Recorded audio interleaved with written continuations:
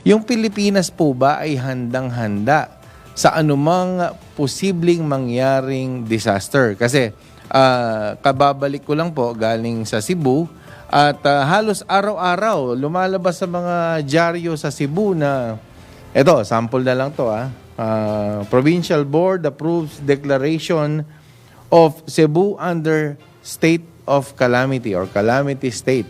So ibig sabihin Ay province. mula sa init ng El Nino ay magkakaroon ng transition to La Nina na ito'y matinding pag-ulan at eventually matinding pagbaha.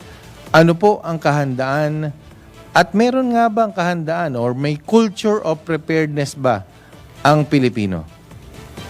Sa akin, meron tayo, yun nga lang may kakulangan ng malaki. Yes po? At saka yung kakulangan na yan, dapat punuan natin habang maaga pa or pwede pa nating gagawin para pag dumating ang isang sakuna or disaster or maiwasan ang isang sakuna or disaster, at least na-reduce natin yung mga taong madisgrasya or matatamaan.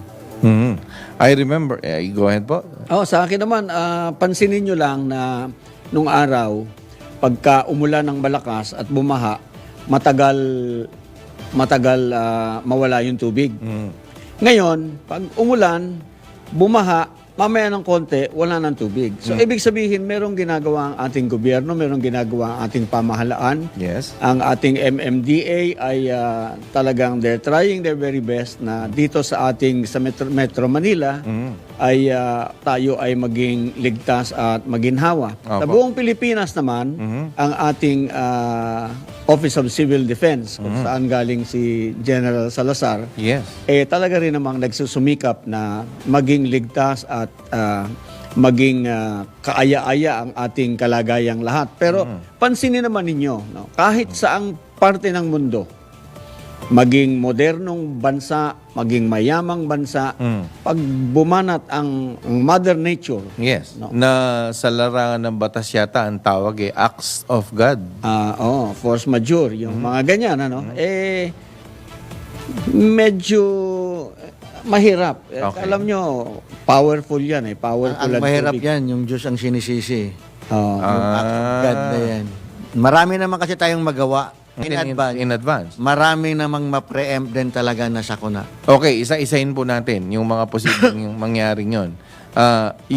Siguro napaka direkta na kinakatakutan natin ngayon yung init. Yung init muna bago yung paparating na ulan naman. So yung init. Sa init kasi, ang kalaban mo dyan, yung temperature to mataas at hindi kaya ng katawan mo. Okay. Bakit ka lumabas? Bakit ka lalabas? Ba't hindi ka sumilong? Kaya nga yung Pilipino ay magagaling.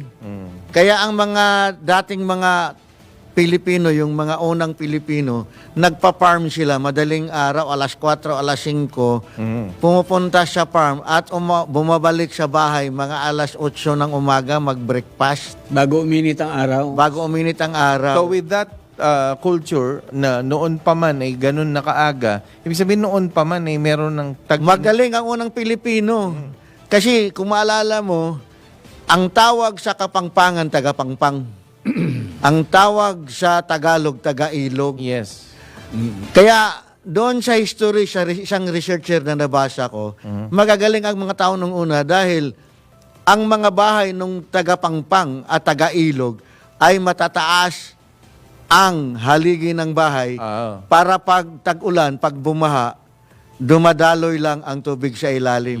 At yung taga-pangpang, nasa gilid ng pangpang. Ngayon, hindi. Nakapatayo pa ng mga bungalow tsaka chalet doon sa mga lugar kung saan lumulubog. Na hindi naman natural sa atin ang bungalow. Oo. At saka yun ang nakapagtataka, nabigyan pa ng permit. Bakit doon magpatayo ng bahay? Saka ang ating mga ilog ay bumabaw. Okay. Yung mga dati, nung araw, dun sa ilog sa amin sa Hagunoy, nilalangoy namin yung mula San Sebastian, patawid ng San Jose, yung iba yung baryo, no? Iba yung barangay. Ngayon, merong time, dahil low tide, maglalakad ka patawid. Okay. Isipin mo yung pinagbago ng kapaligiran Balikan- dahil sa ating kapabayaan. Balikan ko po yan. Pero balikan ko muna yung nabibigyan pa ng permit. So, ibig sabihin, ang atin pong building official, hindi sinusunod ang dapat niyang gawin. Dapat yung mga taong nailagay, nailuklok sa mga pwesto nila ay magaling sa mga pag-determine ng tamang lugar, yung history kung saan dati dumadaan ang tubig, anong klase ang lupa. All specifications, nasa batas Pati yung structural, tingnan mo ngayon, dating isang lugar na ginagamit nating sakahan, ino-convert natin ng isang kumpanya na ginagawa nating pabahay.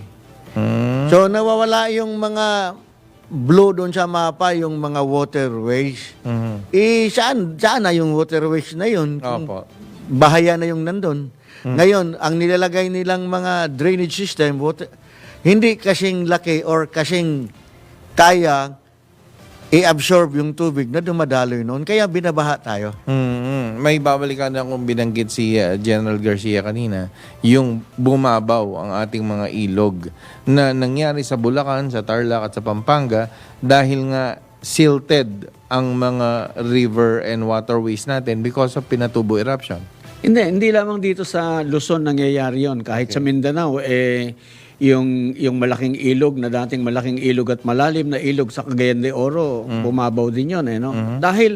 Dahil ano na rin, kasalanan natin. Okay. Putol-putol ng kahoy sa bundok, siyempre bababa ang lupa.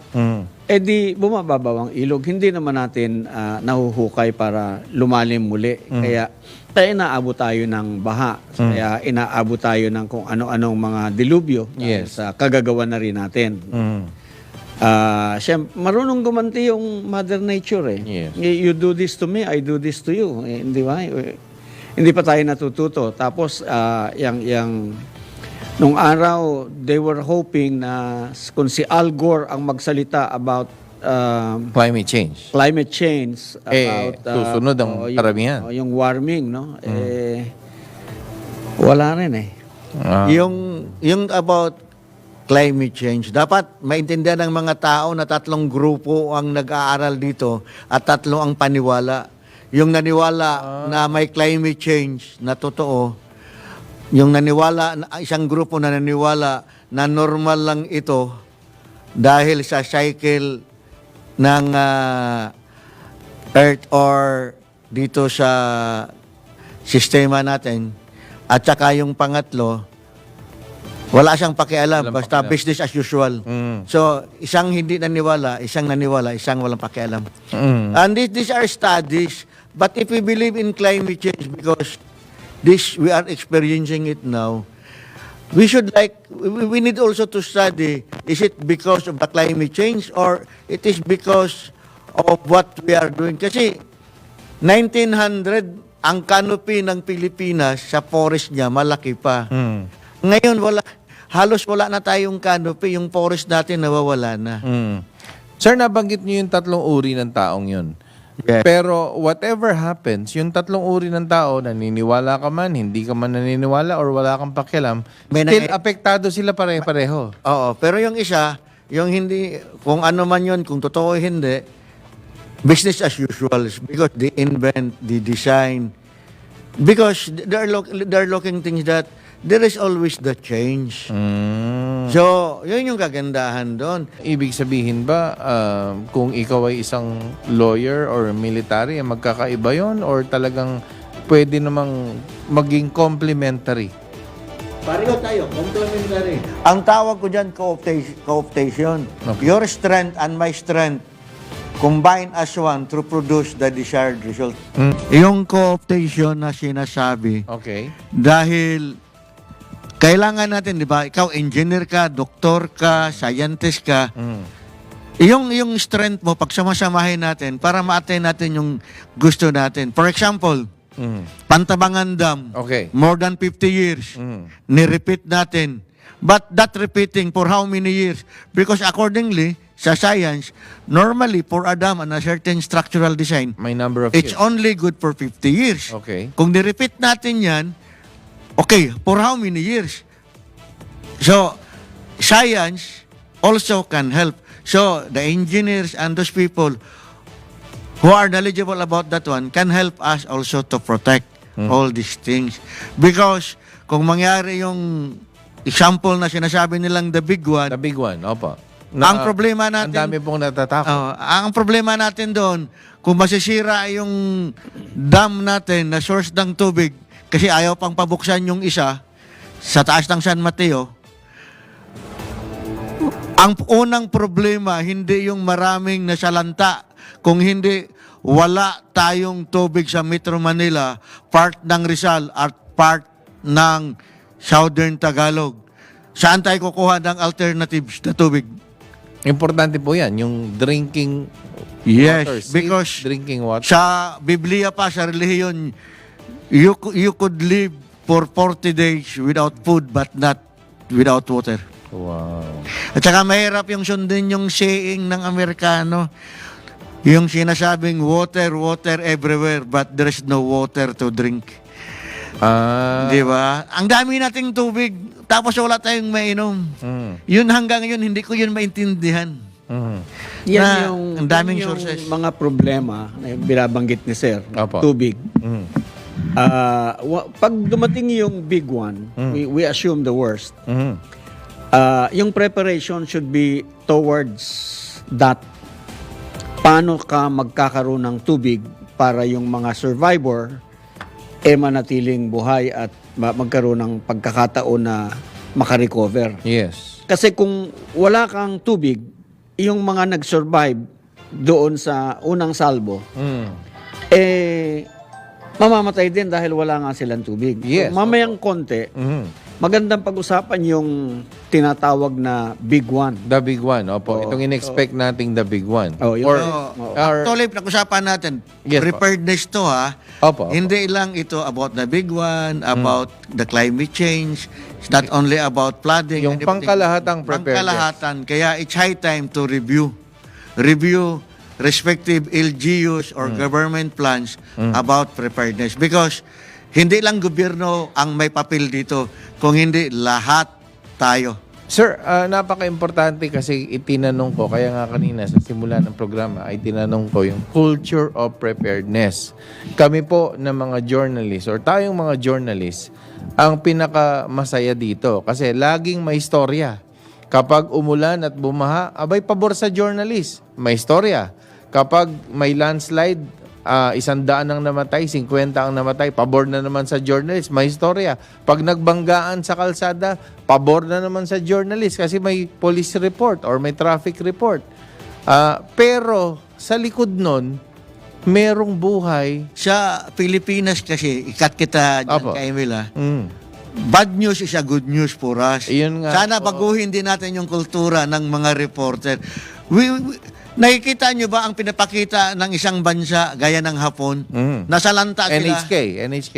Nakikita mo paano sila pumila, kinukuha lang nila dapat ang kukunin nila at nag-aantay sila kung anong ibibigay sa gobyerno. Hindi sila kumukuha ng sobra, wala sa kanila yung mendicancy attitude, Yes. yung parang nagpapakalimos. Yun din dapat alisin din natin.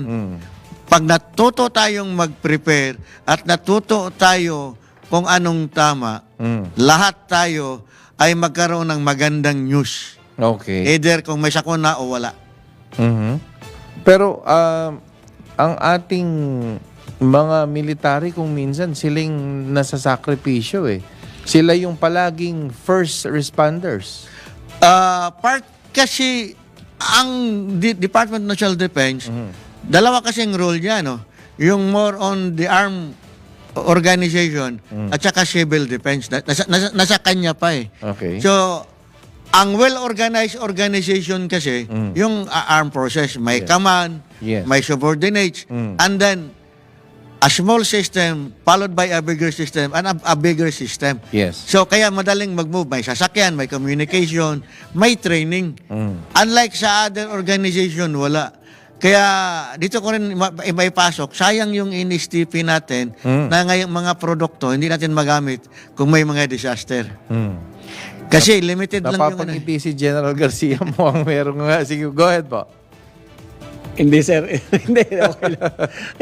Nadinig ko yung NSTP, wala ka talaga maasahan doon sa NSTP. Kasi, Okay. supposed to be kasi sa NSTP, yung mga graduate nun, yun yung magiging Part ng miyembro civil defense. ng National Service Reserve. Okay. No? So, wala namang training. No? Katulad nung sinabi ni Sir, pagka tutugon ka sa sakuna, sa kalamidad, mayroon kang specialized training.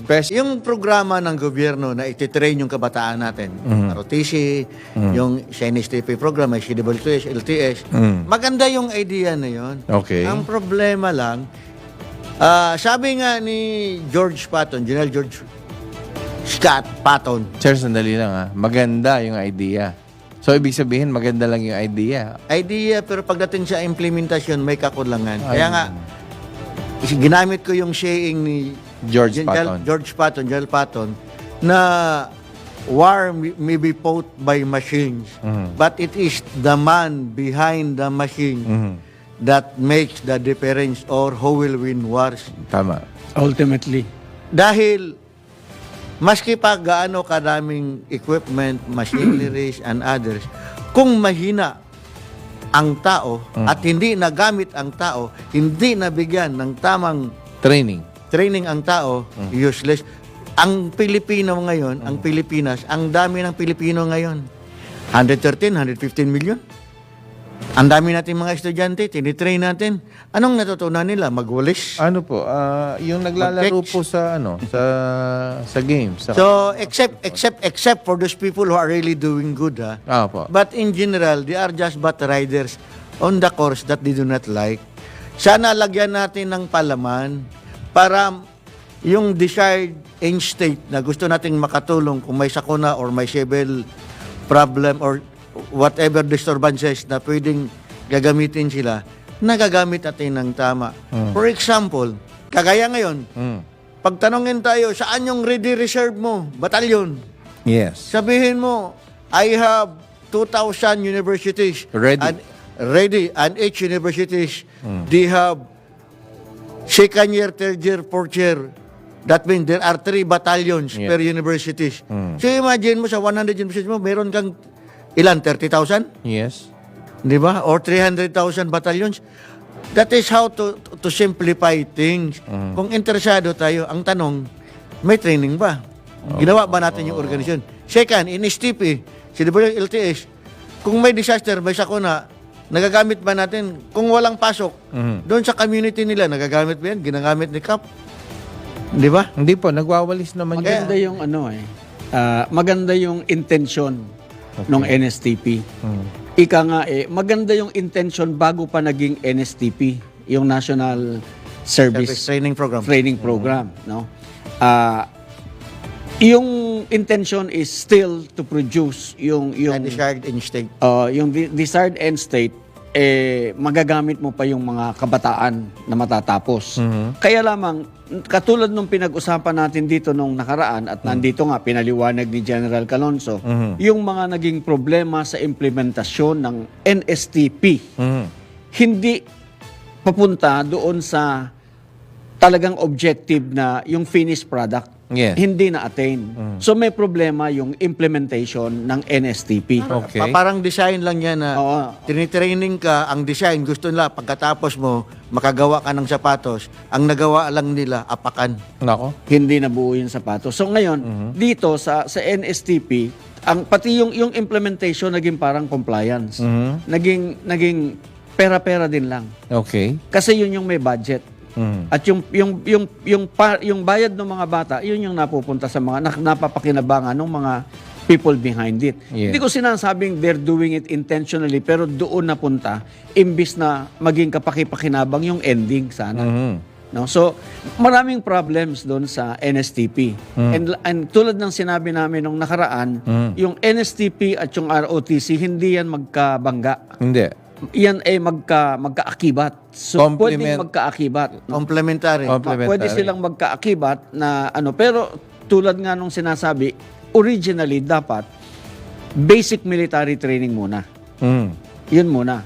Basta lahat ma-ensure mo na mayroong basic military training so that they will be ready to prepare, they are prepared to perform their sacred duty of defending the state, walang problema doon. Yun yung magandang dapat na end state na ma-attain natin. Napaka-importante po ng military training sa mga rescue operations, delivery of basic goods. That one is another story. Okay. Sa amin is pag ROTC, Okay. military training lang. Doon tayo mag-concentrate. Ibigay muna natin kung ano yung nararapat, huwag nating haluan ng kung ano-ano para talagang matuto yung mga bata. Pag sila ay miyembro na ng reserve, yung training mo kasi para sa mga hazards. Okay. Fire, earthquake, Wasar. collapse building, wasar, yung mga siberne, you train them as a unit. You don't train them individually because they will not respond individually. Hindi. They will As a respond team. as a team. And so the team must be trained, must be equipped.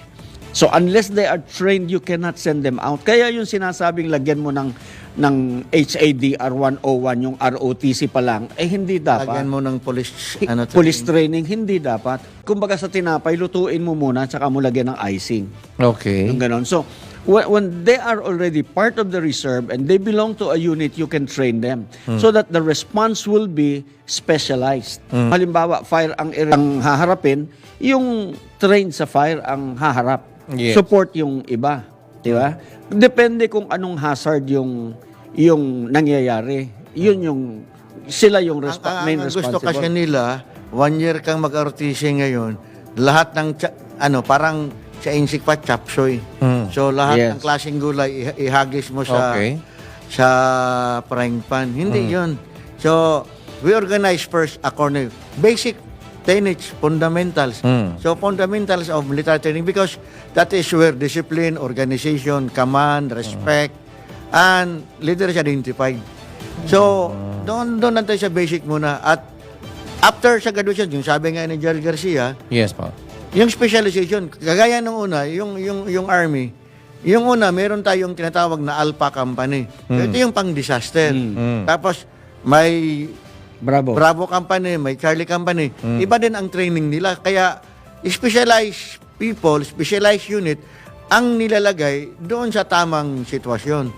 Hindi yung tamang sitwasyon, mali yung nilalagay mo. Oo, I have to ask this, pasensya na po May preparedness naman ng ating gobyerno. Yes, At ito'y meron. palagi kong nire-report pag ako'y may mga nasa beat reporting pa ako, yung tinatawag na pre-positioning ng mga pagkain. Ito po ba yung tamang consciousness o ito po ba yung tamang culture of preparedness, yung pre-positioning ng mga foods? Takot tayong magutom eh. Joke lang. Pero ang preparedness kasi, it includes everything. Kasi doon sa training, nandun yung sa gamot, yung mga other equipment, pagkain. Pero sa akin lang, Okay we po. should also try to prepare how to reduce. Very basic principle. Pag bumaha, kailangan mong tumaas. Siyempre. Kailangan mong umalis sa dadaanan ng tubig, di ba? So, walang nasisira. Yung mga danger zone. Yes, get out from the danger zone. So that is why, kung ikaw yung taga-munisipyo, magpatayo ng bahay yung isang tao, dadaanan sa tubig, huwag mong i-approve. Pagkatapos, may batas naman na sinasabi na ito yung design ng building, ito ang design. Pag hindi mo aprobahan yung occupancy permit. Pero ba't may na-approve po? Anyway, 3 lang naman tayo nakakarinig nito. Hindi ko na alam yan. Pero sa akin lang naman, ang Pilipinas puno na ng batas. Okay. Nasa pagsunod lang. Saan ka makakita na may mga easement sa river? Okay. Opo. Agricultural area, mga 10 or 20 ata. Dito sa urban centers, Buti nabanggit nyo yan. Easement sa river, yes, easement sa a kalsada, certain distance. para may pathway, may Yes. walkway ang Ang mga tao. nakapagtataka, bakit ang mga barangay captains official, Okay. hindi nila kayang pagsabihan yung kabarangay nila na bawal magpatayo ng bahay So, dyan. nasaan ang pagkakamali? Siguro sa easement ng river, kinain pati river. Yung ibang river, hindi kinain, tinakpan talaga. May mga kalsada, katulad ng isang barangay na hindi ko nababanggitin, baka sumikat, kinain pati yung kalsada, kaya wala nang lalakaran, wala nang walkway ang mga tao. Kaya kapag dumaan ang mga sasakyan, konting-konti na lang, masasagasaan ka na. Go ahead po. Magbigay ko ng real na example Yung nangyari, yung binaha, yung isang city sa Cebu. Umapaw yun, tapos tumama yung mga basura sa tulay. Nagagalit ang mga tao kasi wrong design ang tulay at ang mga basura dumaan doon. Mukhang mali Opo. Kasi ang mga tao dumami doon sa gilid ng river. Pagkatapos ang mga basura tinapon doon sa river. Yung tulay, wala namang ginagawang masama yung tulay. Pagkatapos nagalit ang mga tao dahil sa tulay daw, binabaha sila. So somewhere along the line, it's the implementation kasi bawal magtapon ng basura sa ilog, bawal maglagay ng bahay sa ilog, bawal mag-encroach sa gilid ng ilog. At ang masama doon, yung karamihan pang nagpatayo doon, konektado pa sa gobyerno. So, dapat sama-sama. Sama-sama, i-implement yung batas. So, sir, ano po ang latest na pwede nating i-update tungkol sa activities at future activities ng Hunters ROTC? Sa June 23. At doon tayo sa Splash Island. Uy, Kung saan ito ang #1 water park in the Philippines. okay po. In partnership with them, the National ROTC Alumni Association proudly present to you a day full of fun, excitement, and adventure. Ang tawag po namin dito, Crazy Fun Race. Ang purpose dito, makita-kita yung mga alumni at yung mga supporter ng ROTC join the fun. That is a Sunday.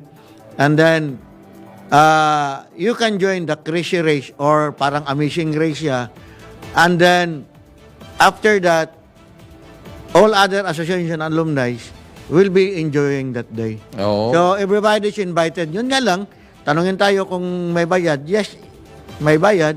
May bibigay naman ng mga loot bag and others. But it is one way of also paying the entrance doon sa Splash Island. Saka ma-enjoy mo na yung facilities the whole day. No? Yes. It's like parang you fellowship with each other, maging masaya. Tapos kasama natin doon yung mga descendants. Descendants ng Hunters ROTC, yung mga key people there that we can still identify will be joining us. Actually, mag-guest sila dito sa atin. Oy, good.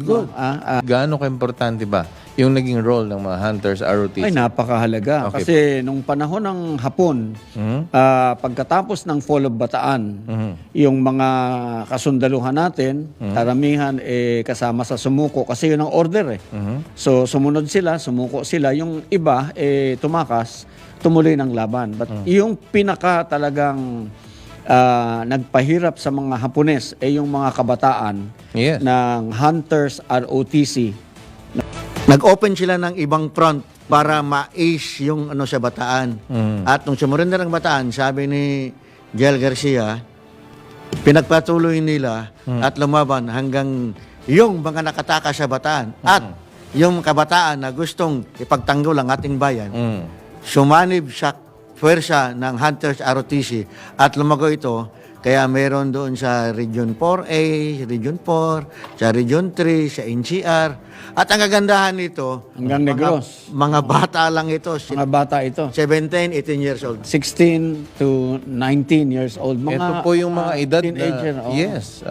Yan. So, Ito yung sinasabi mo na sana kung nakapaghanda pa sila ng mabuti, baka mas magaling pa Mas sila. magaling pa. Magaling na nga sila, Mas gagaling pa. mas gagaling pa. sila yung mga nagkakandak ng raid sa mga garrison ng mga Hapon. Sila yung mga nagpapalaya ng mga prisoners of war. Amerikano at saka mga Filipino prisoners of war. Nilulusob nila yung mga garrison, napapatakas nila yung mga, napapakawalan nila yung mga preso. Ito yung kontribusyon ng mga bata. And they ensured the return of General Douglas MacArthur dun sa pagbabalik nila. Sila yung nagsiguro. So, Kaya doon sa Crazy Race or doon sa Splash Island sa June 23, kasama yung reenactors group na ipapakita yung history ng ating mga kasundaluhan. Through visual images Through and visual costumes. or static displays. Kaya naimbitahan natin na pumunta dito to grace yung program Ito sa, po yung sa June Descendants. 19, no? Sa, yung Descendants. Descendants. Sa June Sons and 19, yung anak ni Colonel De Ocampo, Okay. si Rose De Ocampo, she will be here para ikwento sa ating mga tagapakinig, sa ating mga tagapanood, yung exploits ng tatay niya. Yeah. No? Na kung paano sila lumaban. Magandang pakinggan. Pagkatapos yung anak naman ni Colonel Frisco San Juan sa June 26, no, who is now an undersecretary, deputy chairman ng MMDA, si Frisco San Juan. After that is yung anak ni Colonel Terry Adiboso sa July 3. Sa July 10 naman si Dave Ingles. Ito yung anak nung intel na na-capture ng mga Hapon Alright. at nagpanggap na nasiraan na ng ulo kaya hinahayaan siya. Pero nung makalaya, umarya siya ulit. No? Okay. Siya yung intel officer na siya isa sa mga pinakabata. No? Pagkatapos June 17, si Chino Estacio. Sa 24 is Pete Bulejola. Sa 31st, this is July 31, si Per Lucas, and finally, August 7, si Ed Pilapil. It's going to be interesting listening to the stories Yes. of the exploits of their father. And that is why, balik ko yung sa sinasabi mo, Opo. magandang parating nakahanda. Talagang napaka-importante po ng pagiging handa. Itong mga batang ito ay handa. Mula sa edad na 10 hanggang sa panahon na sila ay sumabak, sila ay sinanay ng ating estado dahil yun ang batas na umiiral noon. Ngayon, umiiral pa rin pero hindi natin napapatupad. Yun. Okay, maraming salamat po, General Virgil Garcia, at ganun din kay Major General Marlu Salazar.